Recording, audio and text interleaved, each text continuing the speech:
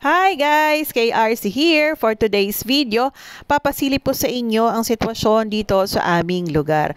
At ayan nga guys, tama kayo. Madilim po ang langit at umuulan na naman. Kagabi po ako ay natuwa sapagkat wala ng ulan. Kaya lang eto na naman pagising ko, bumugso na naman ng ulan dulot ng habagat. Ayan, iniwan na nga tayo ni Bagyong Enteng pero nag-overstay naman sa atin itong si habagat. Kayo guys, kamusta sa inyong lugar? Ulan pa rin ba at may baha? Kami dito, luckily mataas ang lugar namin kaya wala namang baha.